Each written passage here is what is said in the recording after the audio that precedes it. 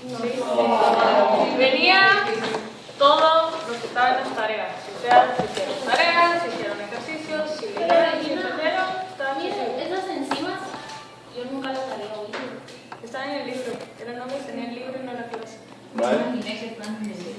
El nombre de las enzimas que les puse era el nombre del libro. ¿Sí? Que vienen siendo sinónimos. Pero si leían el nombre, estarían la función.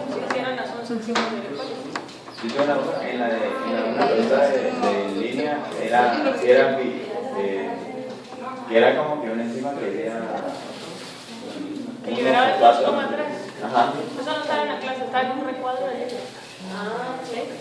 O sea, yo en este examen lo que quería era ver si están leyendo el libro. Pues yo sé que no.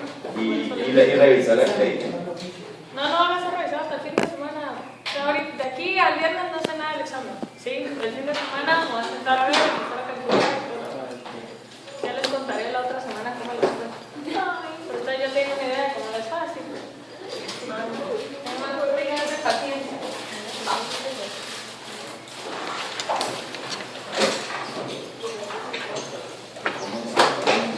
Bueno, entonces, ¿qué nos queda por ver con esta presentación? Ya vimos glucólisis, los 10 pasos de glucólisis, vimos el proceso de digestión, vimos la parte de fermentación láctica y hablábamos del ciclo de Cori, que era una mezcla entre la fermentación láctica y el proceso de glucogénesis. Vamos a ver la parte de fermentación alcohólica ahorita, como 2 diapositivas, 2 efectos, que es el efecto Pasteur y el efecto Warburg, y después vamos a empezar a hablar de las rutas alimentadoras de glucólisis, que ya habíamos dicho que eran. ¿Se recuerdan que era una ruta alimentadora de glucólisis?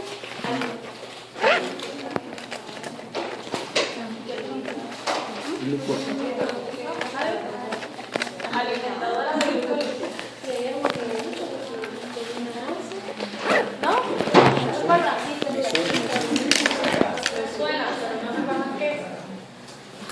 Las rutas alimentadoras de glucólisis eran todas las rutas de degradación de carbohidratos diferentes a la glucosa. ¿Se recuerdan que les dije no hay manólisis, no hay fructólisis, no hay galactólisis?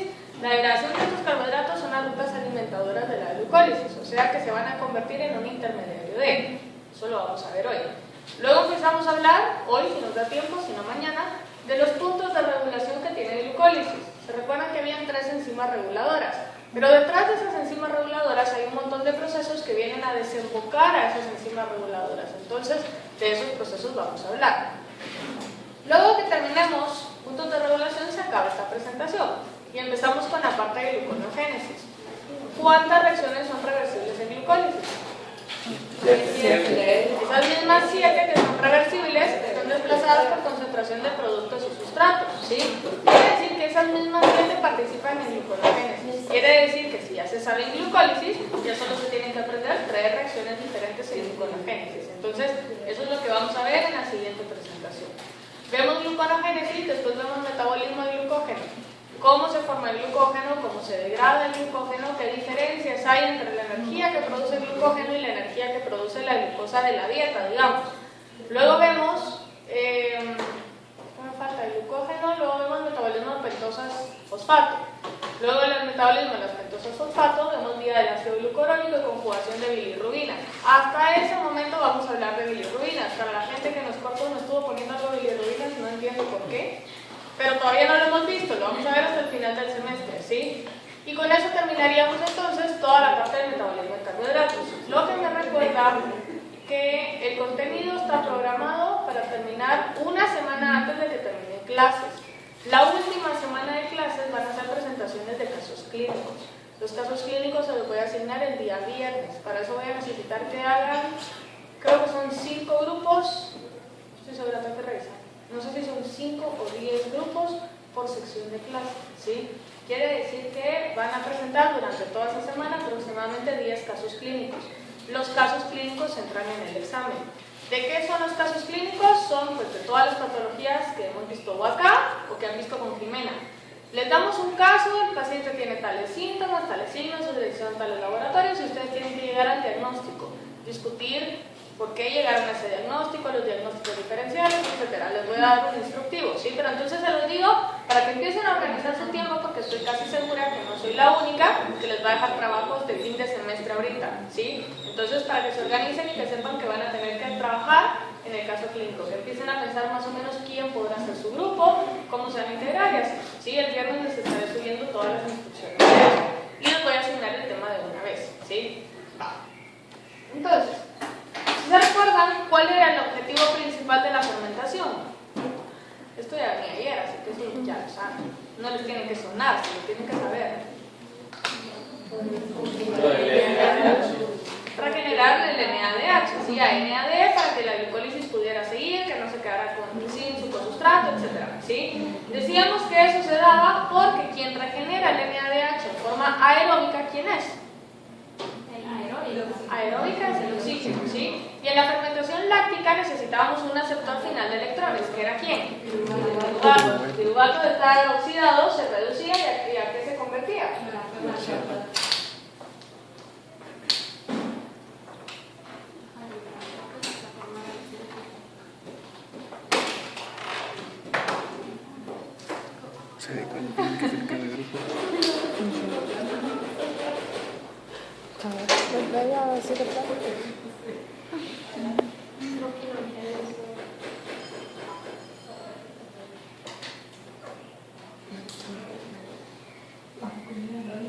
Aquí está, ¿sí? Luego hablamos del ciclo de Cori, que decíamos cómo el lactato se volvía a convertir a glucosa por gluconogénesis y esa glucosa salía para que el músculo pudiera seguir en contracción. Luego tenemos la fermentación alcohólica. El principio de la fermentación alcohólica básicamente es el mismo. Necesitamos un aceptor final de electrones.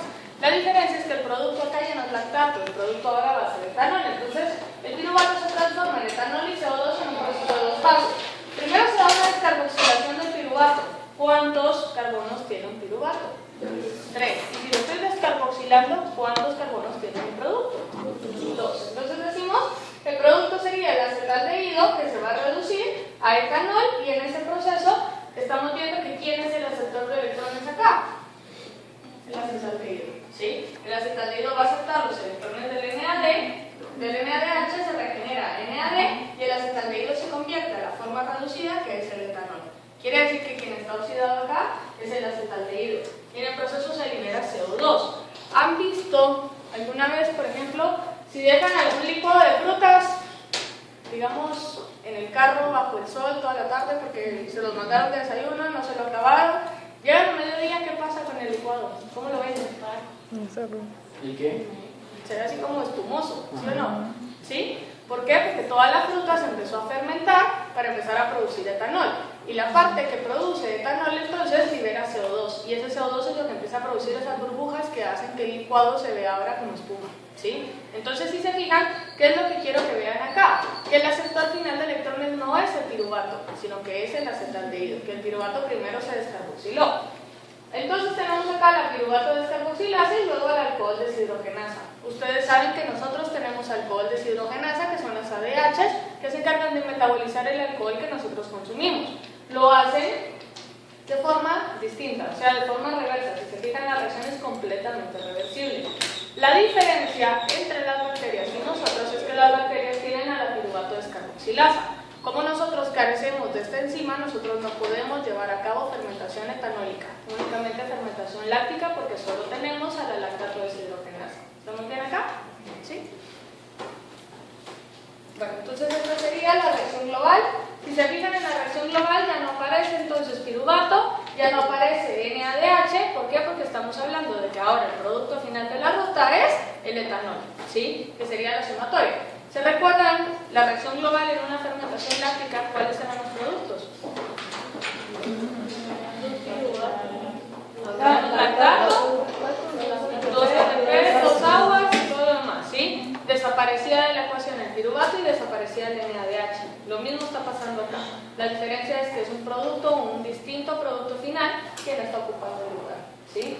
Entonces acá hay una comparación entre la glicólisis aerobia y la fermentación. Si se fijan en la glicólisis aerobia tenemos ganancia neta de 2 ATPs. La fermentación tiene ganancia neta de 2 ATPs. Quiere decir que la fermentación no produce menos energía que glucólisis. La diferencia es ¿Se recuerdan qué porcentaje de energía iba implícito en el piruvato?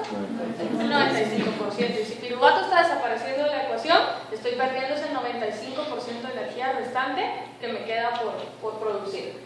Luego tenemos formación de 2 NADH y acá la reoxidación de 2 NADH. Acuérdense que en fermentación la concentración de NADH no cambia, ¿sí? Y decíamos que el NADH era energía potencial.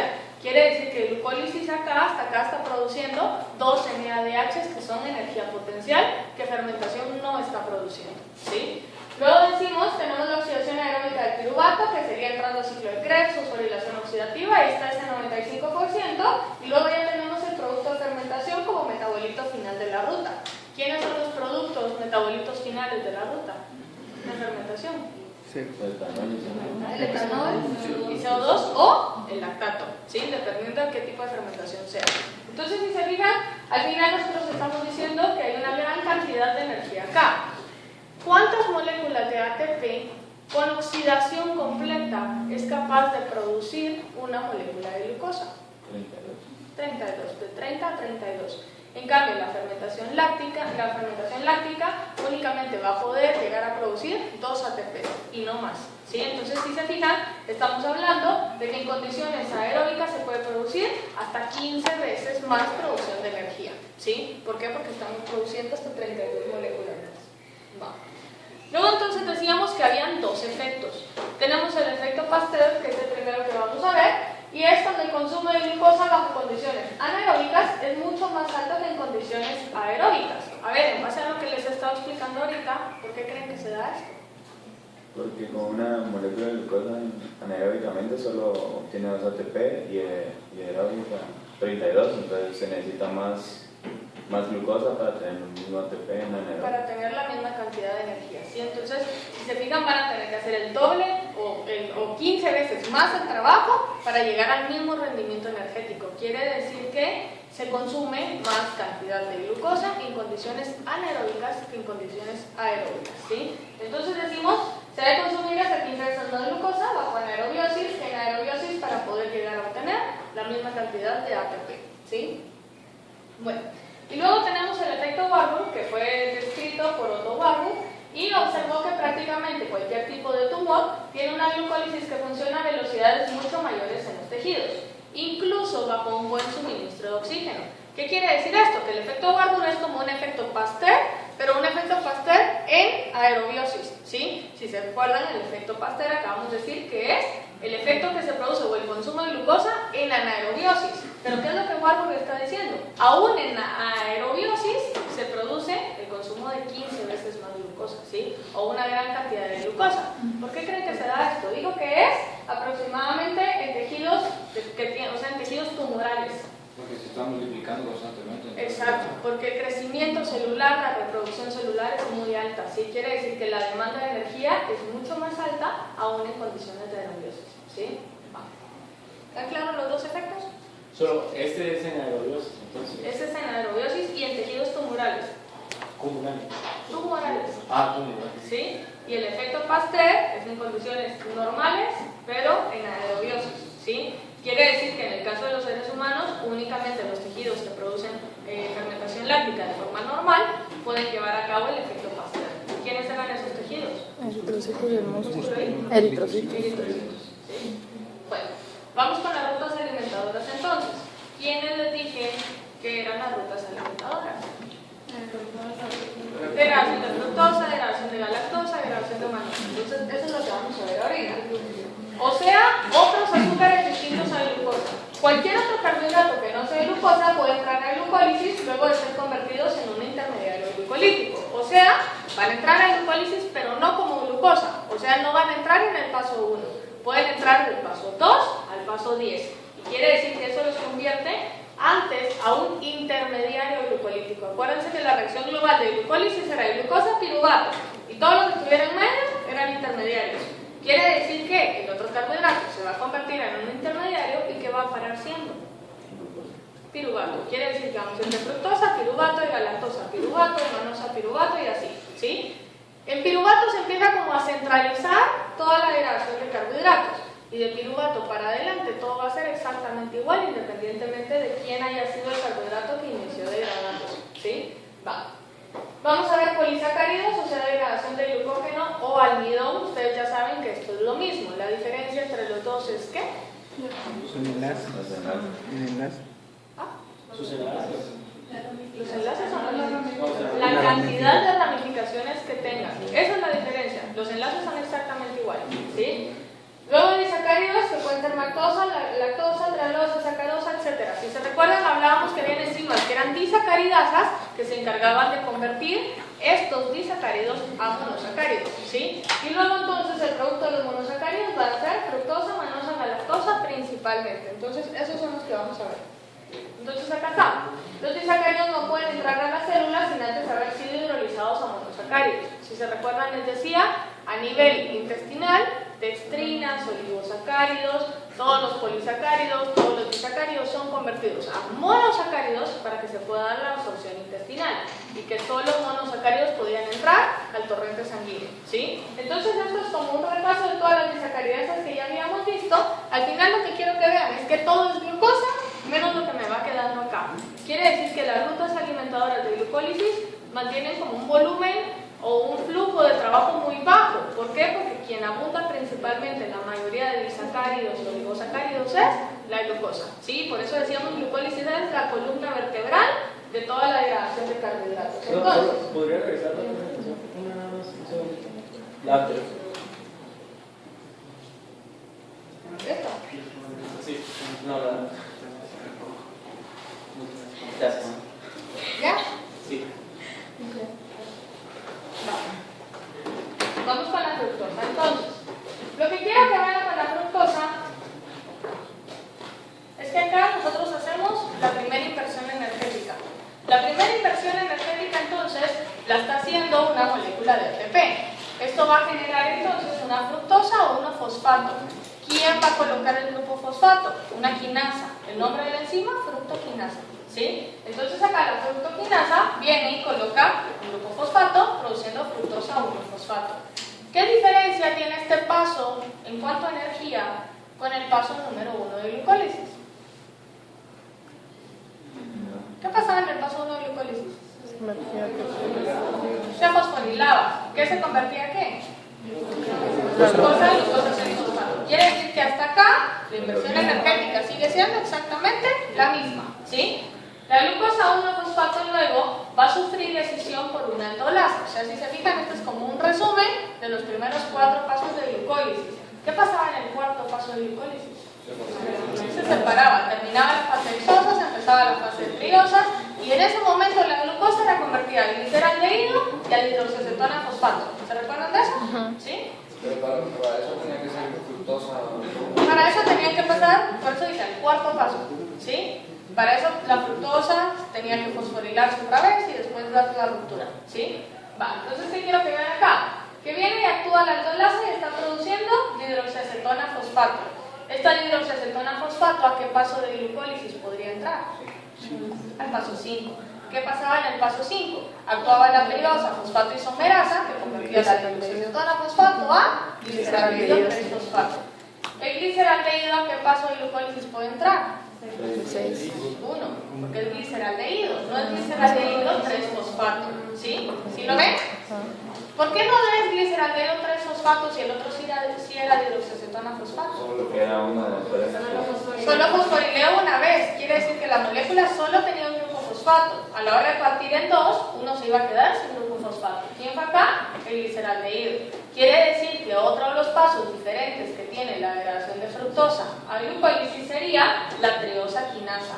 La triosa quinasa lo que va a hacer es venir y hacer una segunda fosforilación, ¿sí? ¿Qué va a hacer con esta fosforilación? Hacer que el gliceraldehído se convierta en gliceraldehído 3-fosfato. Ahora sí, ¿a qué paso de glucólisis entra el gliceraldehído 3-fosfato? Al paso 6. Hasta acá, si se fijan, tengo 2 gliceraldehídos 3-fosfato que están entrando a la fase de beneficios. Estos 2 gliceraldehídos 3-fosfato, los dos, ¿qué cantidad de ATP van a producir? 4 moléculas de ATP, ¿qué más? 2 NADH, ¿qué más? Energéticamente, 2 kilovatios, ¿sí? 2 aguas, 2 kilovatios, va. Entonces, ¿qué quiero que vean acá? ¿Qué pasó antes de la fase de beneficios? ¿Cuántos ATPs tuve que haber invertido para alcanzar la fase de beneficios? Tuve que haber invertido 2. ¿Cuántos invertía en la fase de beneficios de la glucólisis? Ninguna, ¿sí? ¿Cuántos invertía en la fase preparatoria de glucólisis? 2. Quiere decir que la inversión o la producción energética neta de una molécula de fructosa va a ser la misma que la de una molécula de glucosa. Quiere decir que una fructosa energéticamente viene siendo similar a la de una glucosa, ¿sí? Vamos a hablar más adelante de qué ventajas o qué desventajas tiene que se esté incorporando prácticamente hasta el paso 6 de la glicólisis, ¿sí? Vamos a hablar de eso cuando empecemos a ver regulación, pero para eso necesito entonces que se vayan dando cuenta qué monosacárido se va integrando en qué intermediario y qué pasos extra necesitan aprenderse para entender la ruta de degradación de fructosa.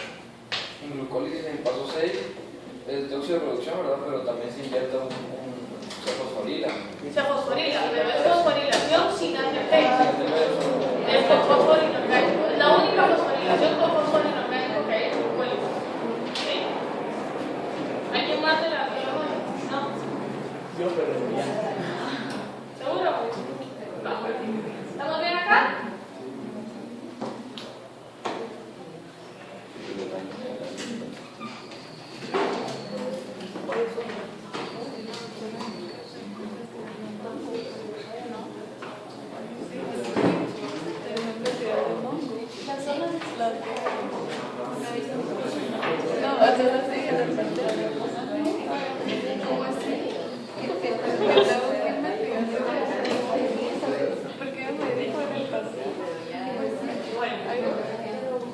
Vamos para la lactosa. Entonces, la galactosa, ¿en qué disacárido está presente?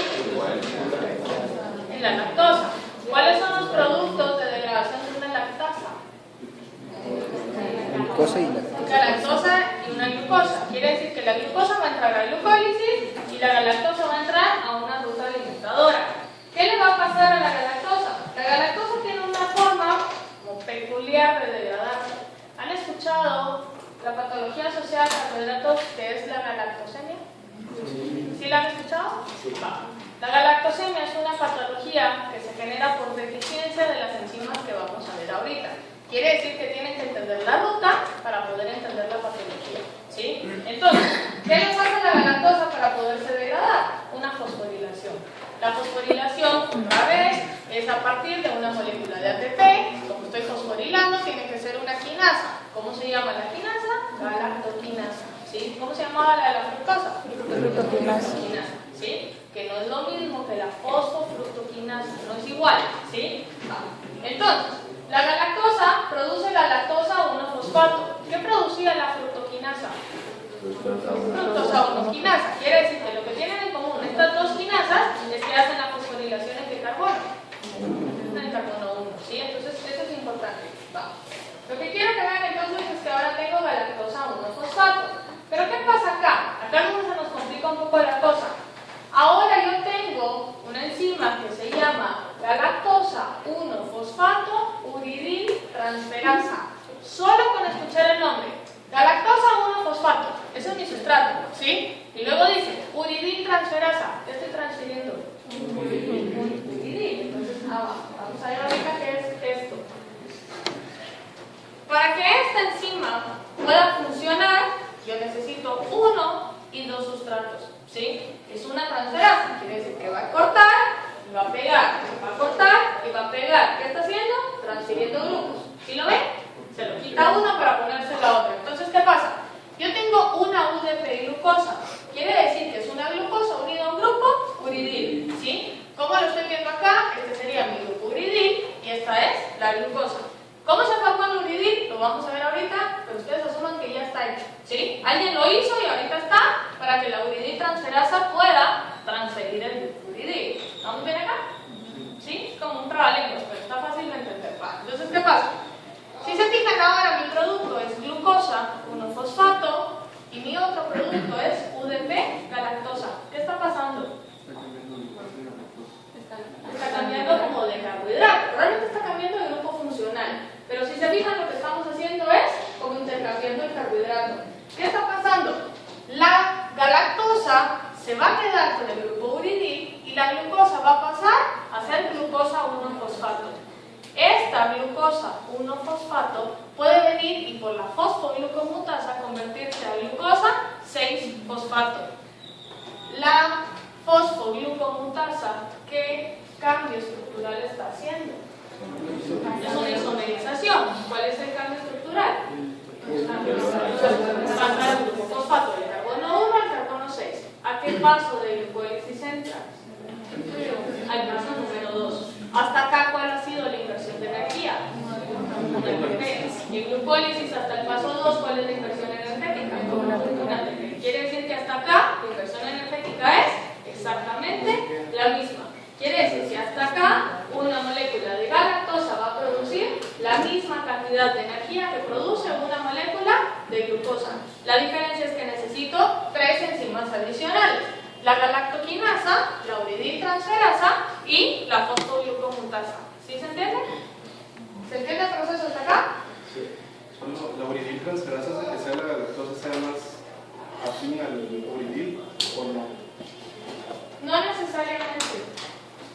No, solo lo que hace es la transferencia de grupo nada más. Solo, ¿sí? Va. Entonces, ¿quién se quedó con el grupo uridil? Entonces, si se fijan, realmente, ¿quién se está degradando? ¿La galactosa que nos comimos o la glucosa que se quedó con el grupo fosfato? ¿Dónde está la galactosa que venía de la leche? ¿Quién la tiene? ¿Fue la que entró a glucólisis? No. No fue la que entró a glucólisis. Entonces, si se fijan, aquí como que hicimos el intercambio, pero lo que yo me comí no lo he degradado. ¿Sí se dan cuenta? ¿Sí? Entonces, ¿qué pasa? ¿Qué era un epímero?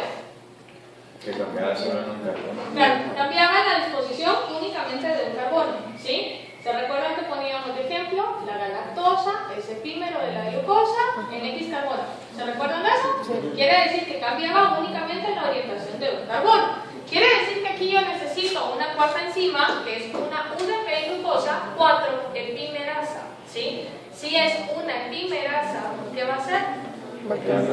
Transformar una molécula a su epímero. Y si sabemos que la galactosa es un epímero de la glucosa, quiere decir que la epimerasa, si se fijan, así es como quiero que se aprendan el nombre de estas enzimas, ¿sí? La uridiltransferasa y la epimerasa, que es como el nombre cortito, ¿sí? Para que no se complique tanto la vida. La epimerasa, ¿qué va a hacer? La epimerasa va a convertir la galactosa a su epímero. Y si sabemos que el epímero era la glucosa, ¿en qué se convirtió ahora la galactosa que nos comimos? A glucosa, a UDP glucosa, para que la siguiente galactosa que entre sea la que yo intercambie, ¿sí? Quiere decir que si ustedes hicieran, por ejemplo, un rastreo del carbono, si ustedes le dan a alguien una leche radioactiva, por ejemplo, marcada con yodo radioactivo para ver en dónde queda, en la primera glucólisis no se va a degradar, se va a degradar hasta en la segunda glucólisis. ¿Sí lo ven? ¿Sí? ¿Vamos bien hasta acá? ¿Alguien me iba a preguntar algo? ¿No? ¿Se entiende la ruta? ¿Sí? ¿Sí? Entonces aquí está. Bueno, vamos con la manosa entonces. La manosa es la más sencilla de las tres. Solo requiere 2 enzimas diferentes. La primera es una fosforilación. ¿Qué lo está haciendo? Una exoquinasa. Una exoquinasa similar a la exoquinasa que funciona en la glucólisis, ¿sí? Es una isoenzima diferente. Quiere decir que es una isoenzima que tiene afinidad para la manosa y no para la glucosa. ¿Se recuerdan cuál era la definición de isoenzima? Que variaba en algo. Si en este caso está variando el reconocimiento del sustrato. Entonces, si es una quinasa, va a ser una fosforilación. Las hexoquinasas fosforilan en carbono 6. Las fructoquinasas y las galactoquinasas fosforilan en carbono 1. ¿Sí? Quiere decir que acá esto me va a dar manosa 6-fosfato. La manosa 6-fosfato luego por una isomerasa se va a convertir a la fructosa 6-fosfato. Quiere decir que yo estoy haciendo un cambio estructural acá, ¿sí? Acuérdense que la manosa también era un epímero de la glucosa. ¿Se recuerdan? La galactosa era epímero en el carbono 4, por eso la anterior era 4-epimerasa, y esta manosa es epímero de la glucosa también, pero en el carbono 2. Quiere decir que lo único que yo tengo que hacer sería en el cambio estructural venir y modificar ahora el carbono numérico. Al momento en que modifico el carbono numérico ya no necesito convertirlo a glucosa, sino inmediatamente la manosa se transforma a fructosa. ¿Sí? ¿En qué se convirtió? A fructosa 6-fosfato. La fructosa 6-fosfato, ¿a qué paso de glucólisis entra? Al paso 3. ¿Sí? Entonces, si se fijan, son 1, 2, 3. ¿En qué paso se hace la segunda inversión de glucólisis? La segunda inversión energética. En el paso 3. Quiere decir que hasta acá, en glucólisis, ha invertido un ATP, quiere decir que la manosa produce la misma cantidad de energía que una molécula de glucosa. ¿Sí se entiende? ¿Sí lo ven? Va. Bueno, esto que está acá es el esquema integrado de las 3 degradaciones que vimos. La degradación de la galactosa, la degradación de la glucosa y la degradación de la manosa. A ver si se acuerdan. ¿A qué paso de glucólisis entraba la degradación de fructosa? ¿Qué intermediario? 4. Por la aldolasa. Tropía. ¿Pero qué? ¿Sus productos a qué paso entraban? Al 5 y 6. Al paso 5 y al paso 6. ¿Sí? Luego teníamos la degradación de, ¿qué vimos después? De la galactosa. ¿La galactosa a qué paso de glucólisis entraba? Al paso 2. Entraba como glucosa 6-fosfato. ¿Sí? Y luego vimos la manosa que a qué paso entraba? Paso 3. Si lo vemos ahora con ojos de regulación, ¿cuáles eran los pasos de glucólisis que estaban regulados? 3, 10. y 10. Va. Quiere decir que glucosa, manosa y galactosa se están saltando el primer punto de regulación, ¿sí o no? Sí. Porque están entrando al paso 2, al paso 3 y al paso 6. ¿Sí? De estos 3 carbohidratos, ¿quién se salta el paso 3 de regulación? La fructosa, porque las otras entran en paso 2 y en paso 3. ¿Sí? ¿Quién se salta el paso 10 de regulación? Ninguna, porque todas entran a partir del gliceraldehído para adelante. ¿Sí? Ya todas entraron en ese punto. Entonces, ¿qué quiero que vean? Que quien está menos regulado de los 3 carbohidratos, ¿quién es? La fructosa, ¿sí? Y si decimos entonces que tenemos regulación 1, regulación en paso 3 y regulación en paso 10, y si les digo que el paso de regulación más importante es el del paso 3, ¿quién se está saltando el paso más importante de regulación? La fructosa, ¿sí? Entonces, eso es bien importante porque empieza a tener relación con la producción de hígado graso. La fructosa, componente de qué disacárido es? De la sacarosa, que es el azúcar de mesa. Quiere decir que comidas altas en sacarosa finalmente pueden convertirse o pueden llegar a producir hígado graso, ¿sí? Y es el problema con consumir comidas altas en azúcar, donde el azúcar básicamente es la sacarosa, a pesar de que sabemos que todos los carbohidratos son azúcares, ¿sí?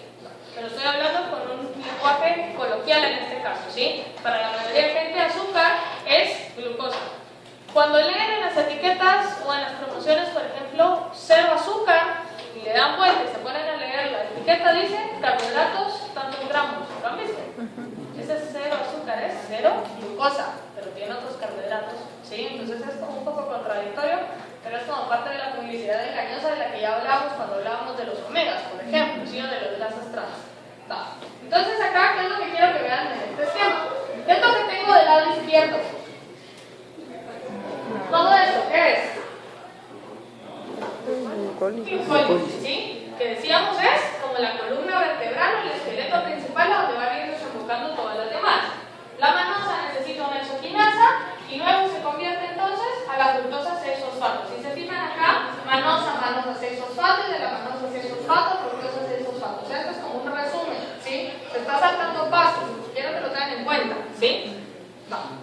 Entonces aquí está, empezamos glucosa, luego acá se integra la manosa, luego acá la galactosa que viene, por ejemplo, la degradación de lactosa que produce galactosa y que produce glucosa, lo que decíamos, glucosa y glucólisis, la galactosa, galactoquinasa que produce glucosa 1-fosfato con obridiltransferasa, ¿sí? Ustedes saben que de acá pasa de galactosa a glucosa y luego acá que tendría que pasar para que esto se regenerara. ¿Qué enzima me falta en este esquema? La epimerasa, que lo que hacía era convertir la galactosa a la transferencia de la obridiltransferasa, ¿sí? Va. Luego entonces, quiero que vean acá la sucrosa. La sucrosa me interesa que la la empiecen a oír. ¿Por qué? Porque a veces decimos no tiene sacarosa, sino tiene sucrosa.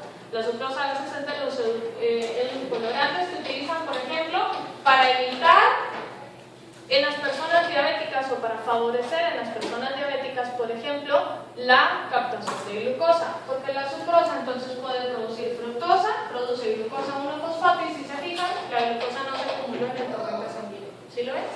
Va. Entonces acá que quiero que vean que en este caso la fructosa puede venir también de la sacarosa. ¿Sí? Entonces tenemos acá la fructosa y la fructosa ¿qué va a hacer? Entrar como gliceraldehído 3-fosfato. Entonces acá está. Tenemos puntos de regulación, la exoquinasa, la fosfofructoquinasa 1 y por último, ¿cuál sería la tercera enzima regular? La piruvatoquinasa, ¿sí? Va. Entonces, si les digo que la fosfofructoquinasa es el punto de regulación más importante y la fructosa está entrando en este paso, quiere decir que no le importa qué señales hay ahí arriba. Si yo estoy diciendo que tengo un consumo elevado de glucosa, ¿qué quiero hacer con la glucosa? ¿La quiero degradar o la quiero almacenar? La quiero almacenar. Si la quiero almacenar, ¿qué tengo que hacer con glucólisis? ¿Encenderla o apagarla? Apagar la glucólisis, ¿sí? Y encender las rutas de formación de glucógeno, por ejemplo, porque quiero almacenar la glucosa. No, te vi, perdón. Porque si tiene mucho la quiero almacenar y no degradar. Porque si tengo mucho, quiere decir que mi demanda energética ya está satisfecha, ¿sí? Quiere decir que tengo, por ejemplo, para mantener el ritmo de ATP que necesito para mantener la tasa metabólica basal, pero todo ese exceso ahora lo voy a guardar. Y lo voy a guardar en forma de glucógeno. Quiere decir que tengo que encender las rutas de anabolismo y empezar a apagar rutas de catabolismo, por ejemplo. ¿Sí? Va. Entonces, ¿qué pasa? Si yo digo que quiero apagar glucólisis, ¿quién recibe el mensaje? Las enzimas reguladoras, ¿sí? Son las únicas tres que tienen la capacidad de llevar el mensaje. Si ellas empiezan a detenerse, ¿qué pasa con la concentración de productos? Disminuye. Si disminuye la concentración de productos, que se convierte en el sustrato de las reversibles, al momento en que yo disminuyo el sustrato de las reversibles, empiezan a apagarse todas las reversibles. ¿Sí se entiende esta parte? Va. Si el mensaje lo está recibiendo exoquinasa, fosfofructoquinasa y piruvatoquinasa, y yo me estoy saltando las primeras dos, ¿sí? Si me estoy saltando las primeras dos y me queda solo la piruvatoquinasa, y yo estoy diciendo que la más fuerte era la fosfofructoquinasa, en este caso el mensaje empieza a llegar más suave, empieza a llegar más lento.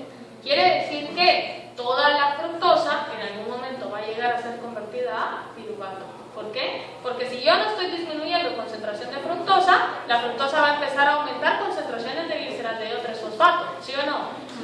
Paso 6, reacción reversible o irreversible.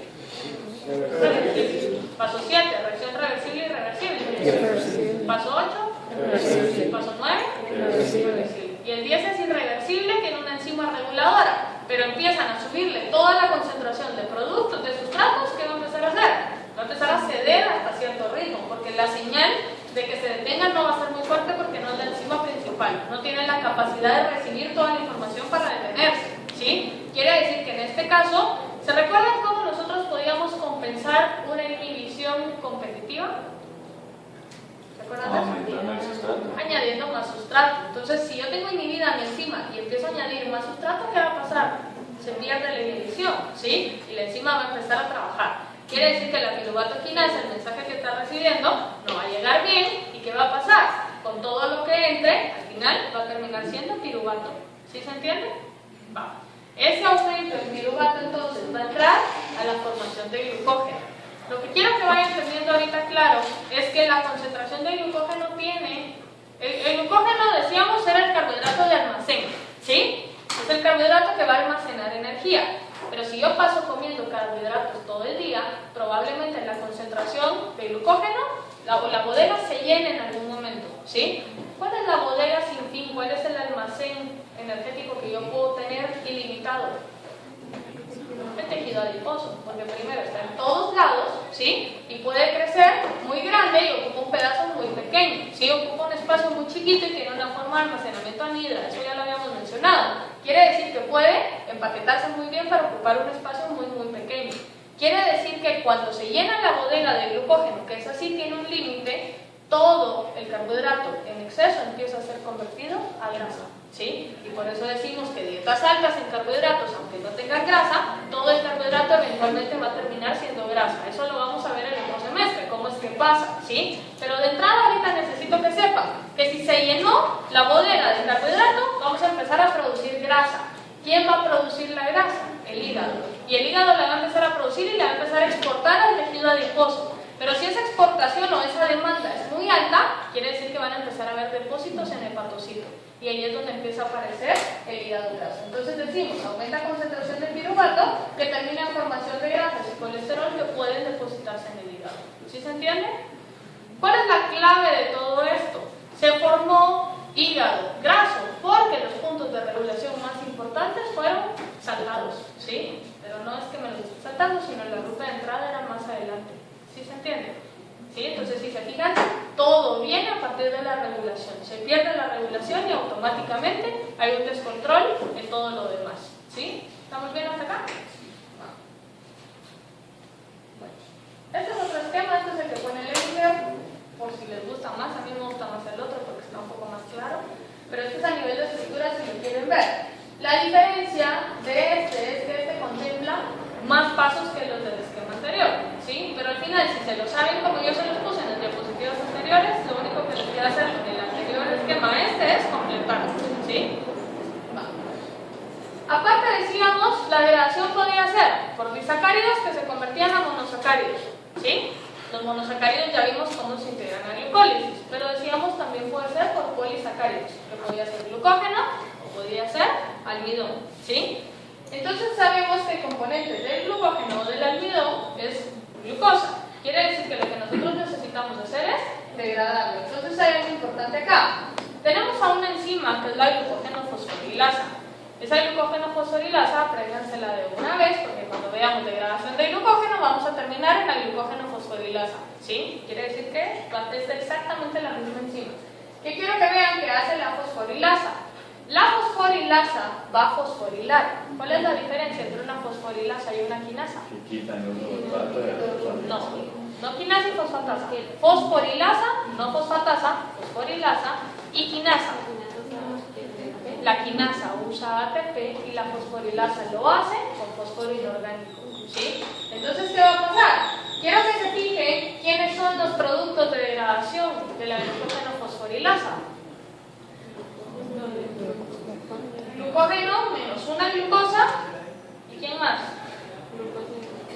Glucosa 1-fosfato, ¿sí? Quiere decir que estoy haciendo una fosforilación. La diferencia es que mi inversión energética hasta acá es de ¿cuánto? Es de 0, ¿sí? Esta glucosa 1-fosfato, ¿a qué paso de glucólisis entra? 1-fosfato. Glucosa 1-fosfato. Pregunto, ¿glucosa 1-fosfato es intermediario de glucólisis? No, ¿qué tengo que hacer? Isomerizar. ¿Quién es la enzima encargada de isomerizar una glucosa 1-fosfato a glucosa 6-fosfato? ¿Ya la vimos? No es isomerasa. Fosfoglucomutasa, ¿sí? La fosfoglucomutasa convierte la glucosa 1-fosfato a glucosa 6-fosfato. ¿Cuánto ATP he invertido yo para sintetizar esa glucosa 6-fosfato? Nada, 0. La segunda inversión energética es en el paso 3. Y luego produzco 4 ATPs en la fase de beneficios. Neto, ¿cuántos ATPs produje? 3, ¿sí? Quiere decir que en teoría la degradación de un almidón o la degradación de una glucosa me va a producir a mí más cantidad de energía que la de un monosacárido, ¿sí? Le ponen un gran asterisco a eso, porque vamos a ver que para poder sintetizar el glucógeno yo tuve que haber invertido un ATP. Entonces al final la cantidad energética viene siendo la misma. ¿Sí se entiende? ¿Sí? Vale. Entonces acá está fosfoglucomutasa y glucosa 6-fosfato. Entonces, ¿qué diferencia en cuanto a la cantidad de energía puedo generar yo con una degradación de glucosa, con una hidrólisis a partir del ATP o con una fosforólisis? Que en la hidrólisis del ATP yo produzco 2 ATPs netos, ¿sí? Y que con una fosforólisis, que sería de la degradación de la glucógeno fosforilasa, yo puedo llegar a producir 3 netos, ¿sí? Con un asterisco a la par. ¿Sí se entiende esta parte? ¿Sí? Va. Hay algo importante acá. La degradación de los polisacáridos de la dieta no producen ese ahorro energético. ¿Cuál es el ahorro? ¿De cuánto es el ahorro? De un ATP, porque en lugar de producir 2 netos estoy produciendo 3. Quiere decir que me estoy ahorrando un ATP y estoy produciendo uno más. ¿Sí se entiende esa parte?